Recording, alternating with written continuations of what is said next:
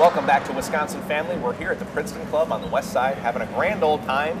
Lots of activity going on behind us, all around us. No kidding. Next to us, behind us, in front of us, it's all happening. Yeah, this is a great place to come and get a workout. It's starting to warm up, but there's no reason why you need to work outside.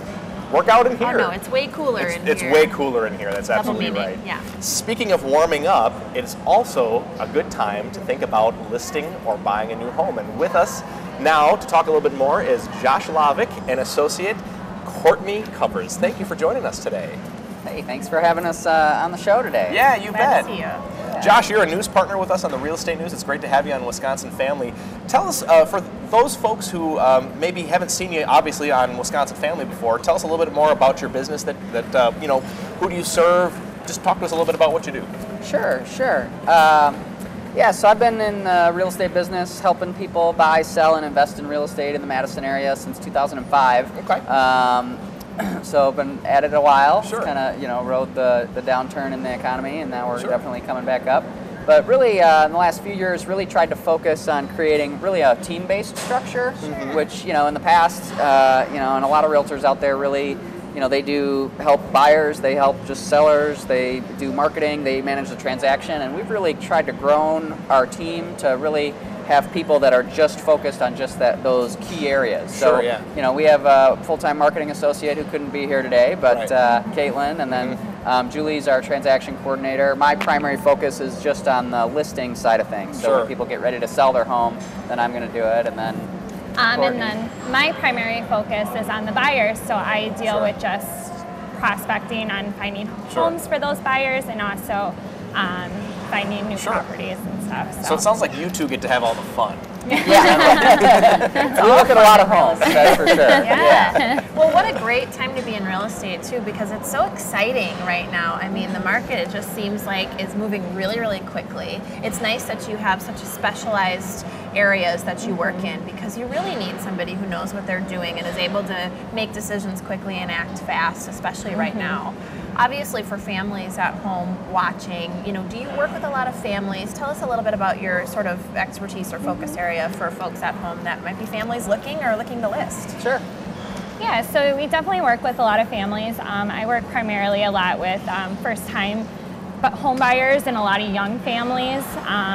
That's kind of my little niche with them, because I can kind of relate to them a little bit more. Well, that's nice too, because they have a different set of needs than somebody else. They're potentially going to be growing and need a home they can grow into. So I think that's an important thing to consider, because a lot of our viewers have growing families. So what would you say to somebody who is considering an upgrade to their home, upgrading, maybe had their third or fourth kid or whatever, and they're looking to get something with a little bit more space? Yeah, so, probably the hardest part of that situation is, having a growing family. I can relate to that myself. I have 3 kids under the age of 5 at home, so we're growing, and they're growing.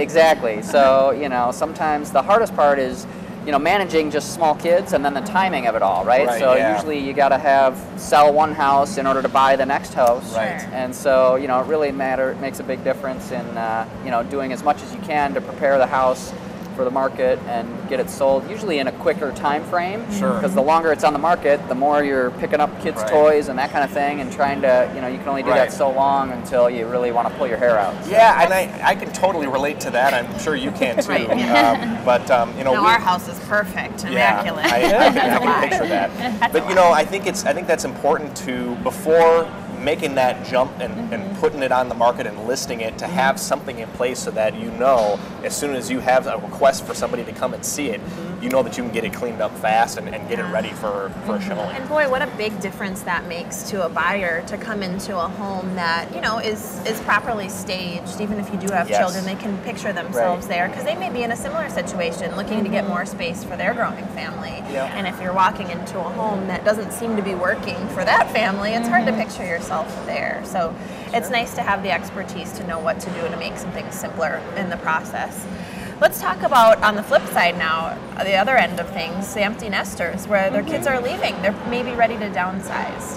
What can you help us with there? Josh actually has a really good personal one that we did recently. So we just helped a guy over in the Monona neighborhood, kind of near the south end, Lake Monona, which is real close to our office. Our office is in Monona, but we helped a guy recently. He was in his house 61 years. So loved his house. No memories in that house. Yeah, right. So the challenge in that situation was, which is pretty common for people that have been in their house, empty nesters, is that usually it's kind of, sometimes the finishes are maybe not as up to date with modern tastes and standards and desires. So it's, you know, it's kind of having a delicate conversation around that, because they usually have a lot of pride in their home, which makes sense. But it's also kind of making that transition to, okay, how you live in a home is one thing, and how you try to sell it for the maximum dollar is really another thing. Right. So, yeah. Absolutely. Yeah, I've noticed, because we've looked at a few homes. I mean, you can tell when there's somebody who's been in there for a while. It's always really, really well kept, but it's totally out of date at the same time. So. And on the flip side with that, with buyers, it's definitely a good opportunity to write a nice letter to them and kind of make it more personal, because they are emotionally attached to that house too. So, okay. So that's kind of a good point to have too. So there's so much to talk about in this field, and especially right now with what's happening in our market. But we got to go, but it was so nice to chat with you guys. No problem. Thank you. Josh Lavik from Josh Lavik and Associates and Courtney Covers, thank you so much for joining us. Don't go away. There's more Wisconsin Family coming up right after this. Stick around.